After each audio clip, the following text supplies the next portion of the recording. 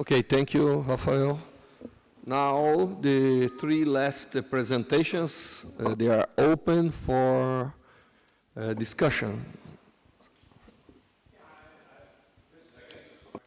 Any of the people who are doing immunotherapy, which has been very, very successful, and so the question is whether there's an opportunity for a new approach where, I mean, there's actually part of from our work with synthetic biology with 6-letter and 8-letter evolvable systems, we can generate molecules that not only bind to a peptide of choice, but generate those molecules in a couple of weeks, personalize the medicine for whatever peptide or protein you want to bind to, and then to cleave it. And the question is whether that has any medical advantage over just binding by an antibody. So, anybody is going to answer?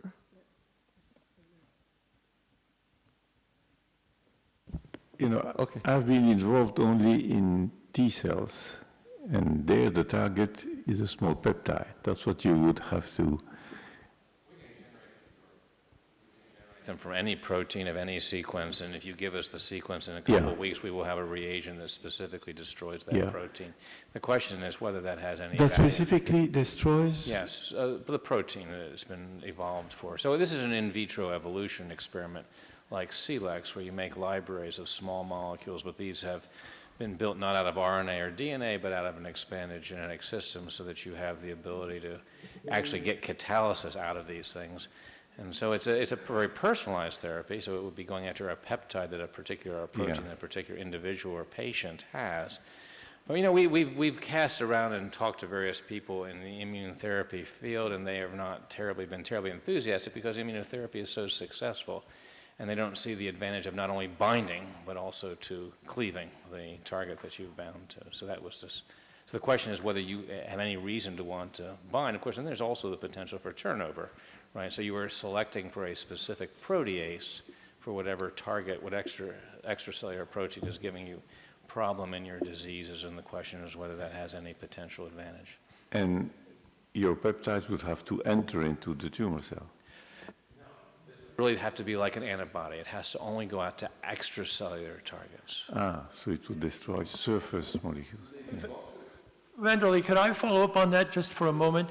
Theory, and Patrick, perhaps, I'd like to follow up on that question.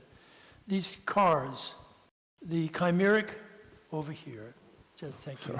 I'm following up on as just mentioned, and that is these CARs, these chimeric antigen T-cell receptors, right? So it is it's an antibody that then is a specific target that's identified on the tumor that enables these T-cells to be programmed specifically to that tumor.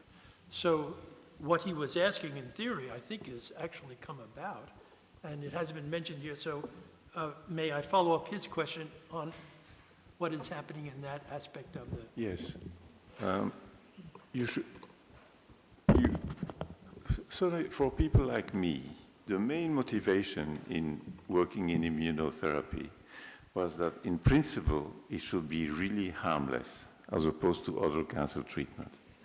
Now, when I say that tumor-specific antigens are absolutely specific, one would have to elaborate on that. I mean, the effective notion is that the T cells that are directed against them are entirely specific for the target cell you want to get killed.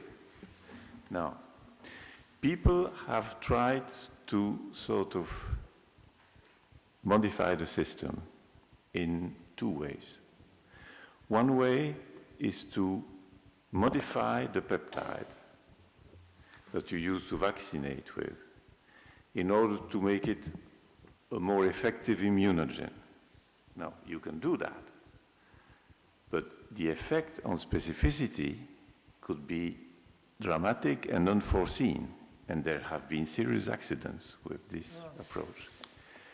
And the same thing goes when instead of using the natural T-cell receptor we make on our own, you start devising them against a known antigen. The risk of having accidents, because they start also attacking other cells, is multiplied by 50.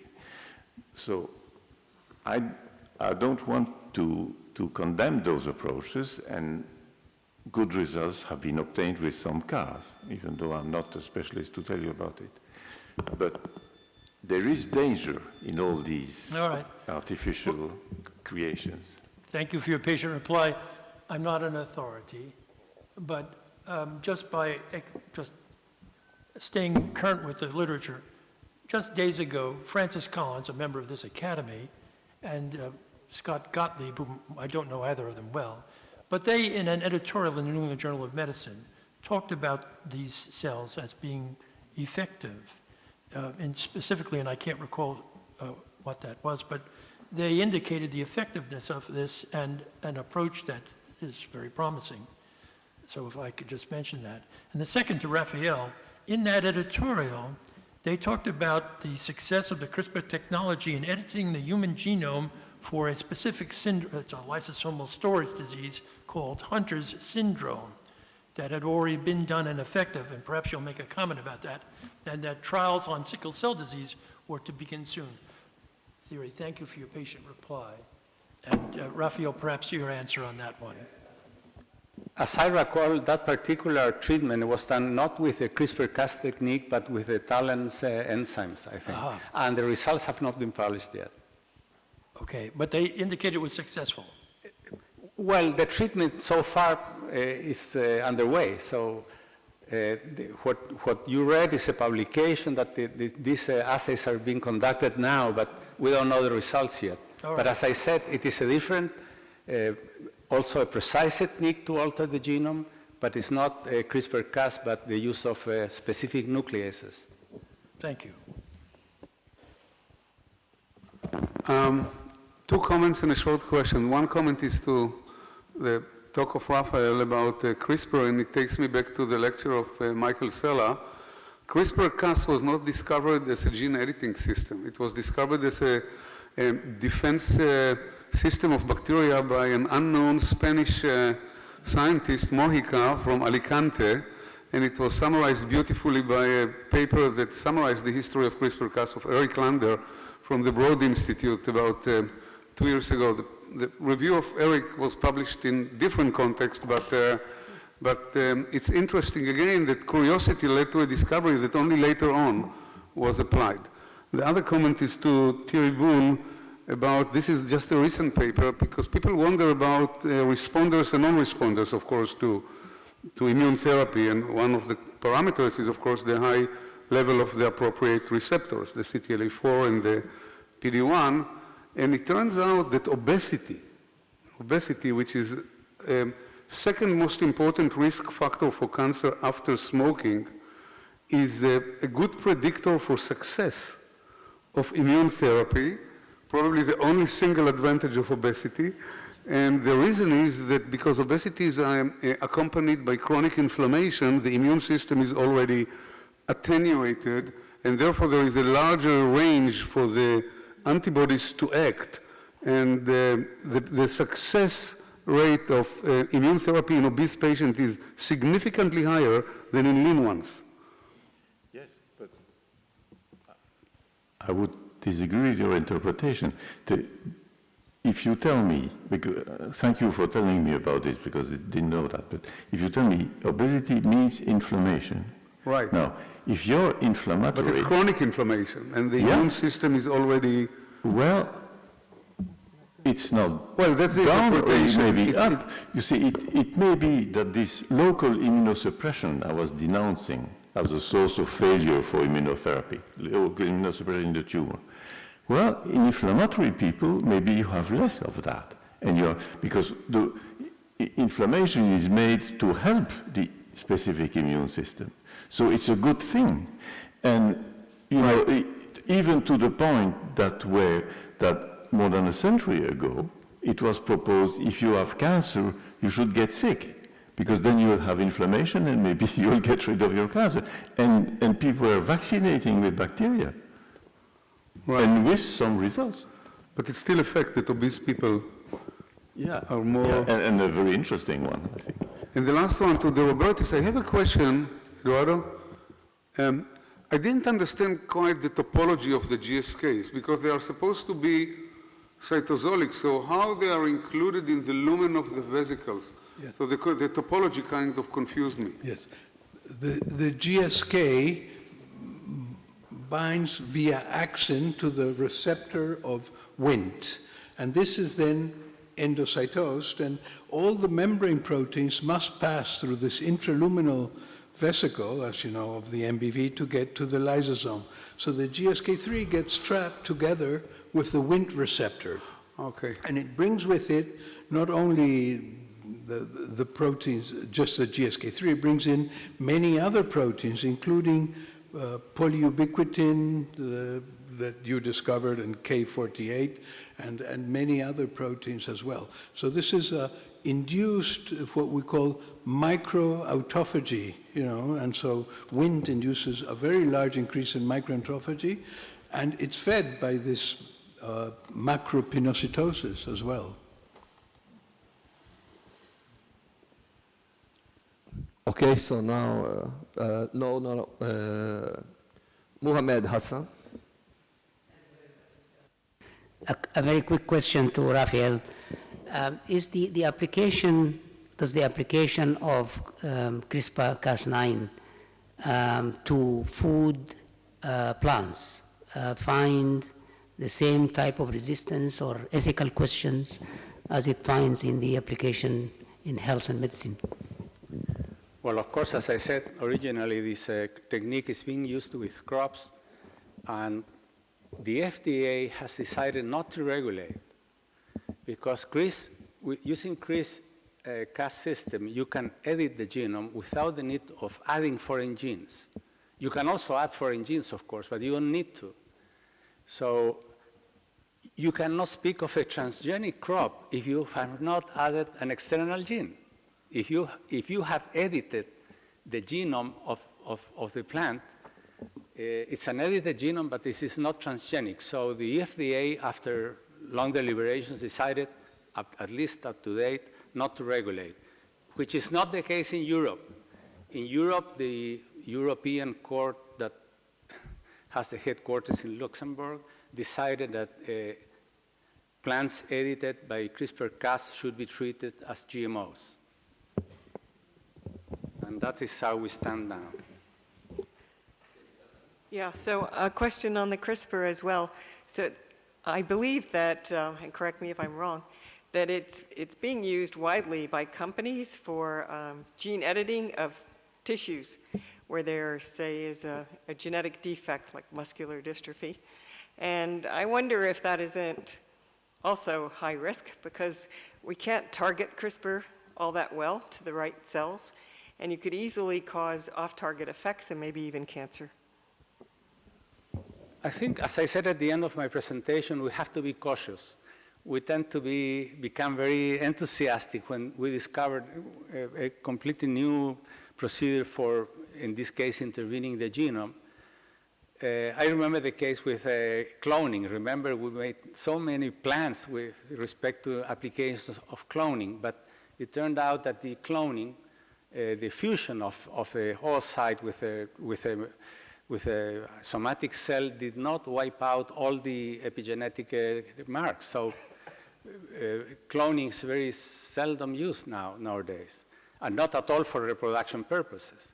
I think it is the case we have to proceed with caution with respect to CRISPR-Cas also. It seems very promising, but we are learning that it produces off-target effects, some large deletions, insertions, rearrangements, and there have been some improvements. For example, designing the guide RNA to improve the selectivity of the hybridization. So there are improvements. But if you pretend to alter the human genome, you have to be sure that you are not getting off-side effects. And we are far from that right now. Okay, Steve, so wait, we have an order here, so Mr. Gojo Body. Okay, so I have one question to Raphael, the other question to Ed. Raphael, I think, if my memory is correct, I think a patent case Broad Institute won quite recently. But as Dr. Blow mentioned, the companies do not want to use CRISPR-Cas9 because later on they have to pay huge royalty. So therefore, basic research, no problem. But for companies, they are avoiding usage of CRISPR-Cas9. So what do you like to say? I think wind, that's very interesting system. But as long as I understand that the wind is used for like limb formation for other, so many developmental systems, like as a suppressor transcription factors. So in your system, picocytosis, how do you interpolate, how do you have an implication of usage of wind in this system? Okay, as I understand, there is a long-term controversy or legal fight between UC Berkeley and the Broad Institute at MIT. What are you saying? Oh, I thought you were. No, I was just saying that it goes beyond that because it's whether you're doing eukaryotes or prokaryotes, many companies are very worried about the high royalties, okay, whether it's from the Broad or Berkeley. Okay. So it is, I don't know much about the legal cases, but as far as I know, the Broad Institute is winning the race in the US, but the UC Berkeley is winning the race in Europe. But I don't know how far will this go. I am not updated with the legal case. And less I know about paying royalties after the patents is awarded to some of the parts. I don't know. So, Roberts, you have an answer, and then Marcello. The question for me was about wind and how it's involved in so many steps in development, and how come we now find that it's regulating endocytosis. We have found that wind first regulates protein stability of many intracellular proteins, and also now we think it's extremely new that it is affecting the endocytosis. So we think, for example, that a stem cell is going to be feeding from proteins from the outside, from the serum. Normally, cells are transporting amino acids through transporters, and so this is, I think, a big change. It has been seen in some tumors, like the pancreatic tumors, which have RAS activation, that they have increased macropinocytosis and they're consuming things from the outside. But we think that this macropinocytosis is feeding this sequestration of the GSK3 as well. But in general, I would say that when wind signals, it is increasing endocytosis. So that we think is new. Okay, thank you. Marcello, and then Steve is the last question. Oh, sorry.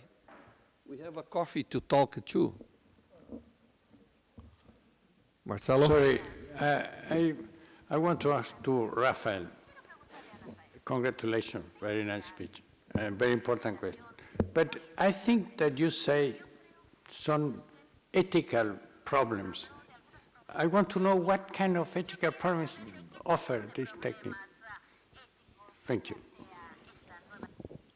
Oh, sure. Of course, when you plan to edit the human genome, there are two approaches. One is to edit the somatic cells. Use this technique for for gene therapy with somatic cells. So you treat adults or infants. So that trait that you change will not be inherited to the progeny. But you can do also permanent alterations in the genome. So whatever you decide to do with the embryo is going to be inherited by the progeny, either therapeutic reasons or for enhancement reasons. Or therapeutic is less complicated from the bioethical standpoint, I think, but enhancement is even worse, because if we learn how to alter certain traits like, phenotypic traits, for example, who has the right to decide what to change forever, because it's going to be inherited. So that is an obvious bioethical problem. And also the experimentation, because if you want to alter the genome of an embryo, you have to experiment with embryos. And all these experiments that I described have been done with embryos that are obtained in HIV clinics or that are prepared in the lab for the purpose of the experiments. So people is using human embryos and discarding them after the results are obtained.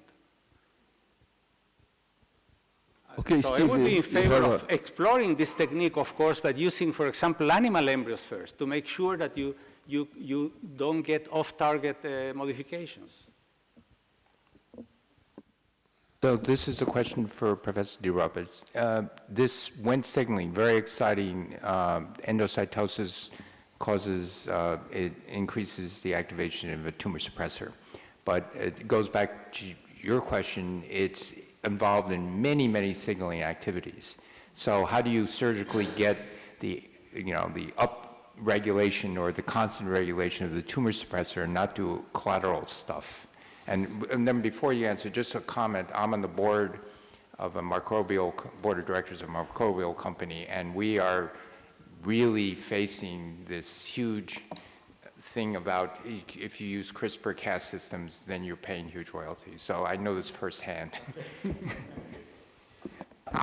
Francis, if your question is fast and relevant, go ahead. No. I'd like to answer, Steve. Please, go ahead. Yeah. Of course. So the tumor suppressor mutation is what causes cancer by increasing, now we know endocytosis, but we knew for a long time is beta-catenin, which is the transcriptional view of that. But this APC, adenopolyposis coli, is one of the most mysterious molecules. It's at the end of microtubules, and people really don't know how it works, but it's on the cell surface at the leading edge of the cells, and when mutated, evidently, it now increases endocytosis. So there is a global effect on the whole biology of the cell, which I think has been not perceived before. So. Yeah. So the attack point would be APC mutation too. Right. Okay. What gives you the cancer is the APC mutation, but that is very mysterious how APC works in this. It certainly facilitates the degradation of beta-catenin, but it also is at the tip of the microtubules in the leading edge of the cell, and these cells, when you put Wnt, they change completely their morphology, so there's a lot going on, I think. So it's a generalized signal. So, final comment? Yeah, well, thank you, Vanderlei. Only a comment by way of, for all of us in the room. The CRISPR-Cas9 has been very consequential for people like me in the eradication of the porcine viruses that you mentioned, George Church. That's been a very big contribution of his. And the FDA up to now has been prohibitive of xenotransplantation trials because of the possibility of the transmission of those viruses. Now, this technology has brought to us another quantum of improvement and an opportunity that we didn't have before. So if I could just mention that, thank you that I could. Okay, thank you for the comment, and we would like to thank all the speakers of this long section. And we are only 3 minutes late, so we all go for coffee and return in half an hour. Thank you very much.